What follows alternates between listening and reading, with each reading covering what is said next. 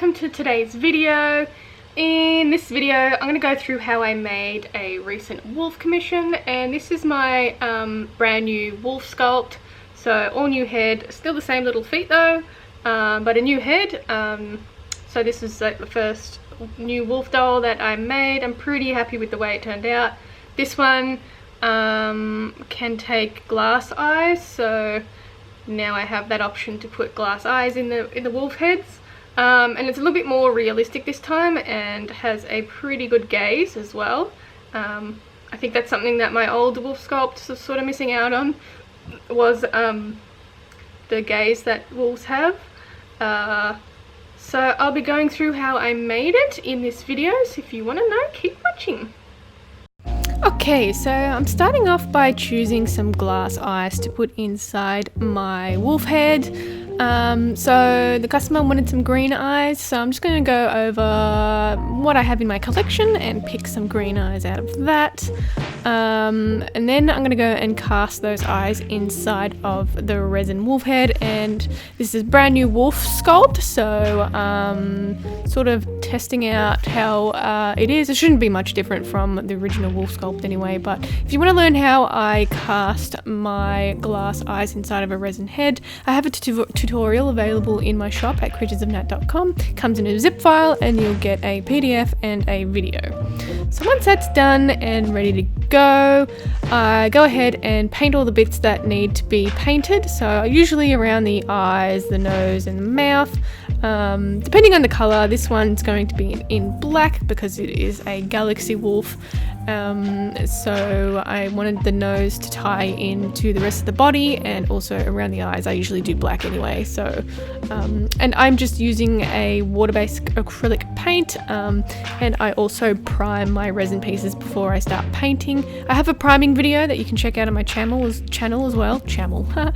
On my channel as well, and I go through what primers I use. I really only use one, but you can check out that video if you're interested. I usually give the paint a couple of coats just so it has a nice good coverage. Sometimes you can get paints that are quite thin and you can see the resin underneath. So you can head to your local craft store and just get any acrylic paint. It doesn't have to be fancy paint or anything. So mine's by the brand Armature, and I get it here in Australia.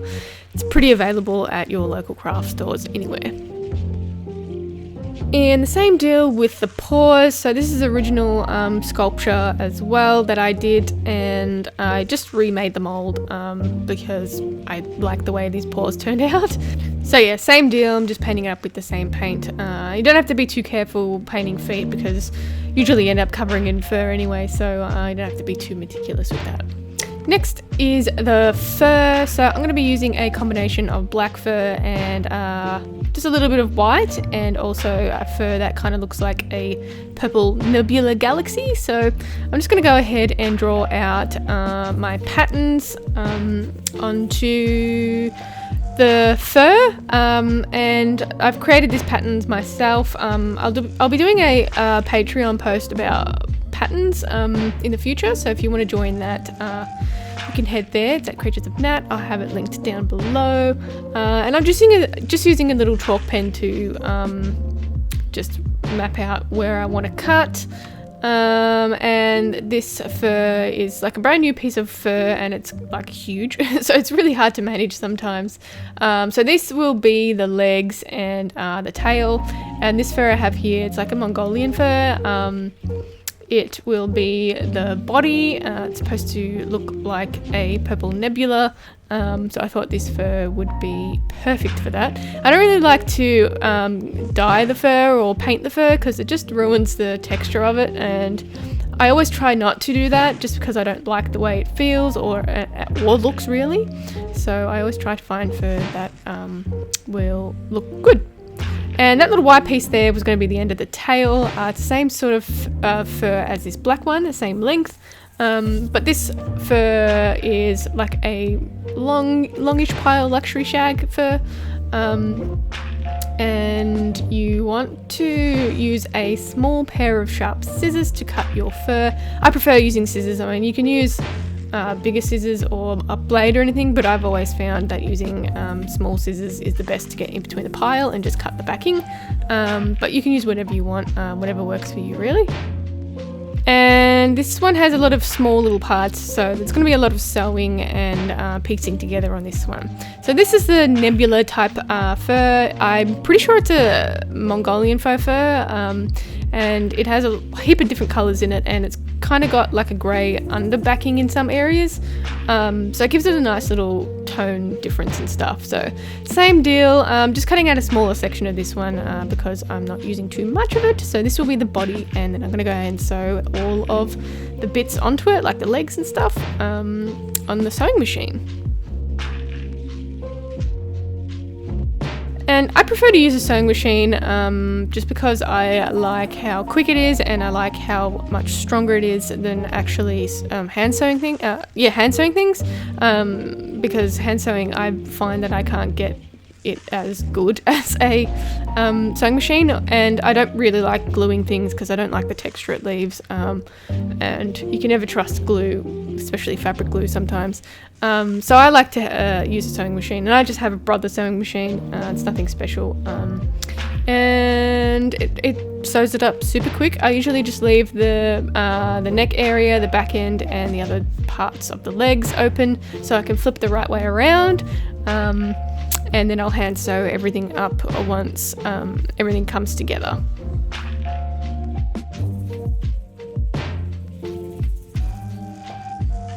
So this is what we have once I've sewn it all up, and you can see all the pieces that I've sewn together.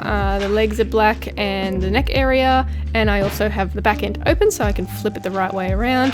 The underbelly is also black as well, so I thought that would look really good as like dark abyss.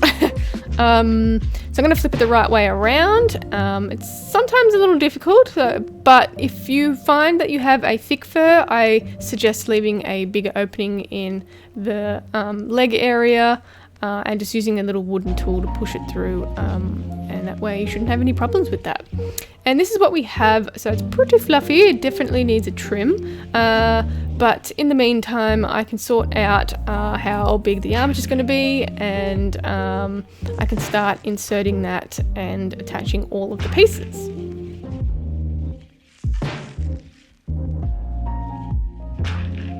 Alright, so I will do a video on the ball and socket armature. I'm working on it. Just bear with me a little bit. But I'll have some more details on my Patreon about it as well. That'll be going up next week. So I'm just going to measure out the spine of this wolf, and then I'm going to be doing the legs in wire armature. The paws are a little bit small for this particular armature, so I didn't really want to have like a bulge at the end of the wolf paw, so I decided to go for the wire legs. So I'm just mapping out how long I want the spine to be, and I go all the way down to the tail tip, and I will unplug it with the special tools, and then go ahead and attach everything and make the armature, insert it all. If you want to know how I make my wire armatures, I also have a tutorial in my shop about that as well. So I'm going to go ahead and glue the neck piece to the resin. I always do this first just so it has something to attach to and it doesn't come apart. Once that's dry, I'll go ahead and stuff it with some polyfill. Once that's done, I go ahead and sew up all the loose ends. So sewing up the legs, the back end, and the tail onto the back end, and I use a ladder stitch for that, and always get yourself some good quality thread. It really does make a difference, and just sew away. We all know how I love sewing. I'd also suggest getting a thicker needle as well, just so you can actually grab it. So sewing fur can be quite difficult on your fingers, so definitely get a thicker needle that you can control properly, or even get one of those curved needles. I find it a little bit difficult to work with the curved needles though, but sometimes they do help with pushing through things, but you shouldn't have too much difficulty pushing through the needles in faux fur. So once that's all sewed up, I go ahead and glue the fur piece to the resin using a tacky fabric glue. And this glue you can get from your local craft stores. I get mine from Spotlight here in Australia, and it works really, really well to adhere fabric to resin. So if you're in Australia, head there and you can get this glue. You won't miss it. It's kind of the only fabric glue that they have there. It's in a purple bottle, and yeah, glue away. And I'm just cleaning up the glass eyes here. So the good thing about glass eyes is that if you paint over it, you can just scrape it off, and that way you have clean eyes. If you have painted eyes though, you have to be pretty careful with where you're laying down your paint. And my camera did a strange thing when I was importing the footage. After I've furred the face, I was adding some details and stuff, but for some reason it imported the audio and not the actual video. So I'm kind of bummed that it wasn't the other way around because I don't use the audio. So anyway, I applied some fur to the face, and I decided to do a mostly white face with some sort of black around the sides, and I wanted to bring in that galaxy type fur over the brow. I thought if I did it all black it would be a little harder to get all the details, so I went for some white fur. And that is it for me today, guys. I hope you enjoyed the video. If you want to see a little bit more, you can check me out on Patreon at Creatures of Nat. You can also find me on social media at Creatures of Nat as well. That's Instagram and Facebook. You can head to my shop at creaturesofnat.com. There I have plenty of little critters looking for homes there. And I'll probably catch you in the next one. Bye.